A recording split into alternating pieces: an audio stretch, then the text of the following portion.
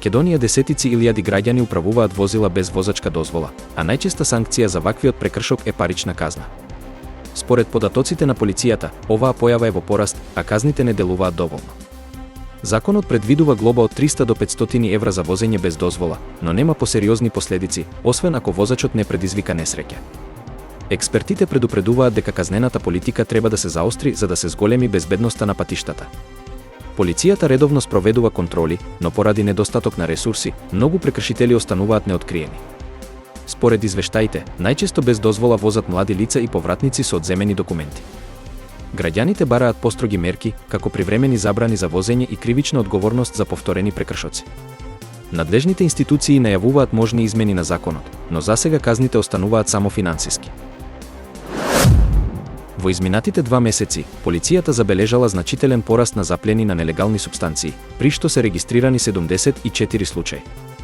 Ова е алармантен скок, што укажува на зголемена активност на криминалните групи во земјата.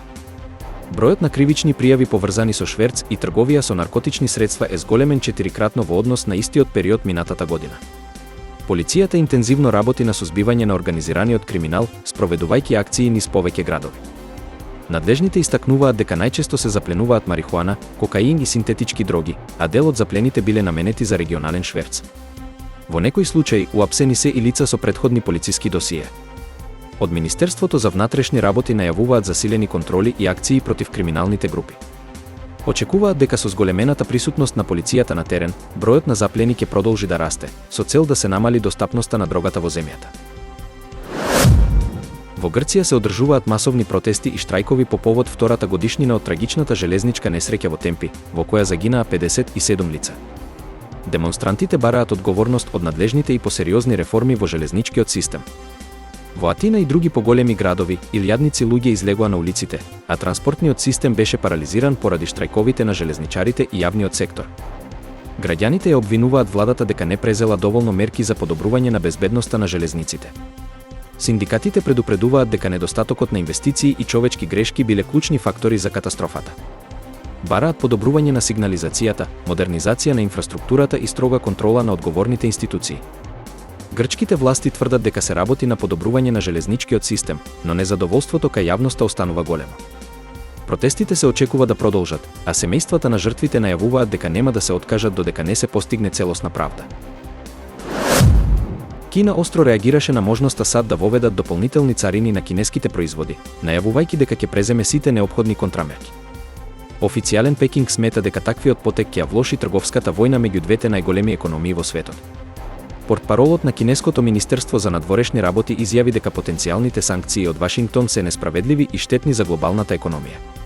Кина предупреди дека ќе одговори со мерки кои ќе ги заштитат нејзините национални интереси и домашната индустрија. Оваа најава доаѓа во време на зголемени тензии меѓу двете земји, особено во секторите за технологија и трговија. Аналитичарите предупредуваат дека новиот трговски судир може да има сериозни последици врз глобалните пазари и синџирите на снабдување. И покрај тензичната ситуација, Кина останува отворена за диалог, но јасно стави до знаење дека нема да прифати еднострани одлуки што ја загрозуваат нејзината економија. Доколку САД продолжат со плановите за нови царини, се очекува Пекинг да возврати со реципрочни мерки. Меѓународните посредници интензивно работат на постигнување договор за втората фаза од прекинот на огнот во Газа. Разговорите се водат со цел да се обезбеди траен мир и да се олесни хуманитарната ситуација во регионот. Според дипломатски извори, клучни теми во преговорите се ослободувањето на заложници, испораката на помош за цивилите и прекинот на воените операции. Египет, Катар и САД играат водечка улога во посредувањето меѓу израелската и палестинската страна. Иако има одреден напредок, разликите во ставовите на двете страни остануваат големи. Израел инсистира на гаранции за безбедност, додека Хамас бара целосно повлекување на израелските сили и укинување на блокадата. Дипломатите предупредуваат дека секое одложување на договорот може да доведе до нови ескалации. Во меѓувреме, хуманитарните организации апелираат за итен прекин на огнот и обезбедување помош за цивилите во Газа, кои се соочуваат со тешки услови.